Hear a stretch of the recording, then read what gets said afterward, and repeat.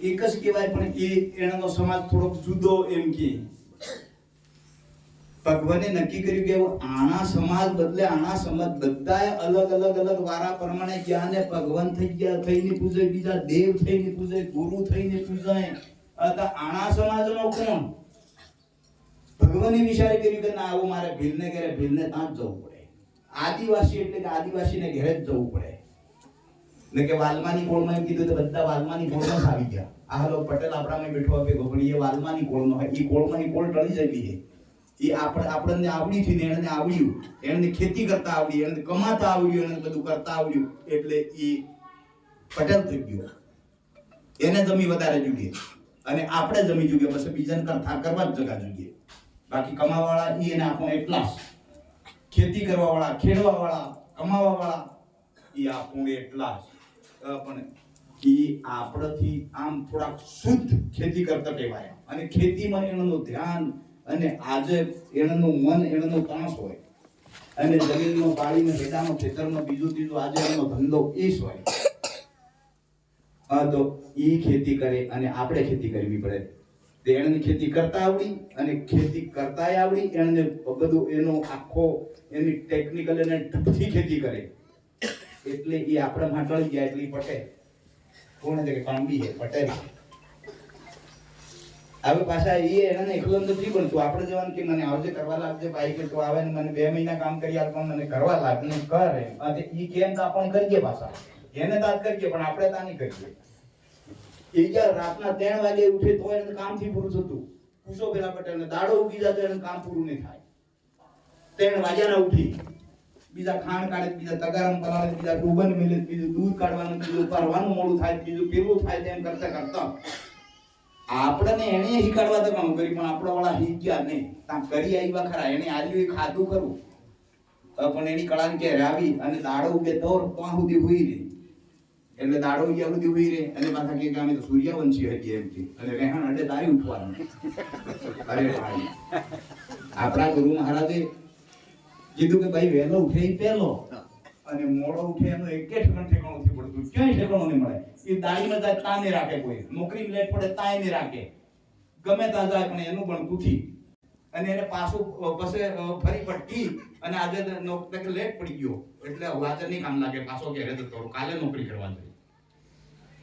એટલે ખરેખર આપણે કરીએ ખરું, આપણું કામ બધું અધૂરું કર્યું અને પૂરું કામ આપણાથી શું નથી. અને એમાં બીજે પાટે ચડાવી દીધું પાછું. એટલે બાપો કહેતા કે બાજ્યને અસલ જાગૃત કરો ભાઈ, ને બાજ્યને મારે ખાસ અસલ બરોબર વજન દઈને કહેવાનું છે, ને બાજ્યને મારે જાગૃતિ આલવાની છે કે બાજ્યો તમે હદરી જશો તો આગા ભાઈ હદરી જશે. પણ બાજ્યો બાવસી આપણે કને આવે તો હમણાં પેલા મહારાજ કહેતા માથે બાંધવું જ પડે, એટલે બાંધવું જ પડે, બાંધ્યા વગર તો નહીં ચાલે. આપણે અરે આપણા ગુરુ મહારાજે માથે હું કડાવી નાખ્યું, માથે હું ભાઈ માલિકને આપણે લાજથી કરવી પડતી કે આ અવળું કામ નહીં આપણેથી કરવું પડતું. આપણે છોડાવી નાખ્યું, કાંઈ ભૂમિ મૂક્યો, માથે બાંધીને આવતો તેને દોડાવતા. અને મેં તેને કહેતા તારે નેસ ચાલતું હોય તો તારા દરવાજાને બાયણે પાસે બે, પણ મયને બાયણે તારો કાયદો નહીં તૂટે, તારે મારો કાયદો નહીં તૂટે, એમ બાપો કહેતા. પણ નહીં એટલે નહીં. હારું બાઈ માણસને તો કેટલું બધું છે, એને તે માથું ઉગાડું કરીને ખાયું, અને હજી આપણે તો પાજે ને ફેર બાંધવું પડે. એટલે કેટલું અંધારું અને કેટલું અજણ હજી આપણે કેટલા આપણે ભક્તિ કરીએ સત્તર બી આપણે આટલી મોટી ભૂલ થાય. બાજેને લાશ કાઢીને ખાડી કે લાજ કેની કરવી પડે? આપણે લાજ નથી કરવી પડતી. ભક્તિ કરે એને લાજ નહીં કરવી પડે. નહીં તો આટલો પેલો કરતા તે આજે તો કોઈની લાજથી કરતા. અને બાઈ છે અત્યારે ઘરમાં કે પરિવારમાં કે ગમે આપણે એક દીકરી સમાન, મોટી હોય આપણી માં સમાન, અને આપણી આરમાં આપણી બેન સમાન. પછી એને કેની લાજ કરવી પડે? આપણે બાજ્યને કે ના તું ઉગાડે મોટે જાય થયો તો આપણે અંદર બેઠા એટલે લાજ તે કરવી પડે.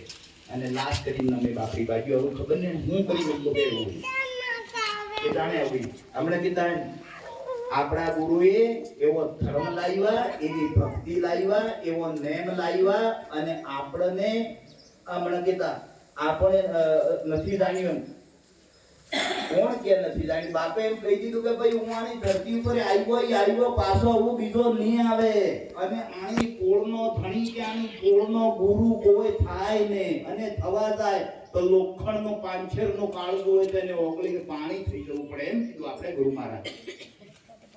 અને ફેર કીધું કે તમારી માતા પિતાનો પ્રેમ લાગ્યો એની આ હડા 3 મણની કાયા દહી બની હે. આ તે એ આઈની વસ્તુ હે, અને જે મય હંસ પ્રાણીઓ જે વસીલો હે આત્મા એનો વારસદાર ધણી મેં હું એમ કીધું. 4 ફૂટના દરવાજે ખુરશીમાં બેઠા હતા અને પછી ઊભે થઈને કીધું એને તે દાડે. આવું પછી આપણે કીધે ને જાણીએ, કીધે કે કેમ કીધે ને જાણીએ. અને મોટા મોટા મહંતો હે, મોટા મોટા સંત હે, મોટા મોટા સાધુ હે, ભાઈ પાછળ તો બધા કરે સત્સંગ, બધા કરે. આપણને સત્સંગ નહીં આવડે. સત્સંગ શબ્દ ભાઈ સંગ કરવો તો સતનો કરવો, અસતનો સંગ નહીં કરવો.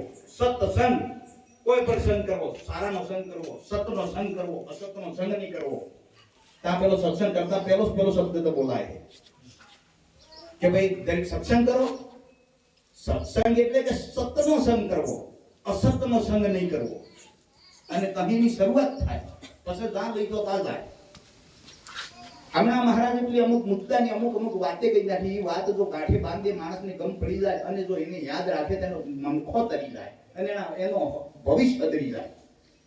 પણ ગમે એટલી વાત સાંભળી આવીએ ને આપણે યાદ નહીં રાખીએ, અને બાપો કહેતા ગમે તે વાત કરવી ભાઈ ભેદમાં કરવાની, ડાયરેક્ટ ભેદ ખોલીને નહીં કરવાની. અને જો એ શબ્દો પકડાયું ને કે ઠર્યું ને અને રોજ નાતા ને રહ્યું તો એ રખડતું આવે 100 મહિને આપણી છાતી ઉપર ચડી ગયે.